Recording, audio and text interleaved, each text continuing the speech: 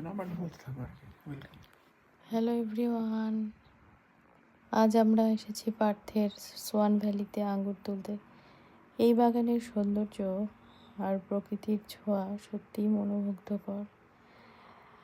তাজা আঙ্গুর হাতে তুলে এক অন্যরকম আনন্দ। এই টসটসে আঙ্গুর যেন প্রকৃতির মতোই মধুর। সবুজে ঘেরা এই পরিবেশে হাঁটতে হাঁটতে মনে হয় জীবনের প্রতিটি মুহূর্ত এমন সুন্দর হোক।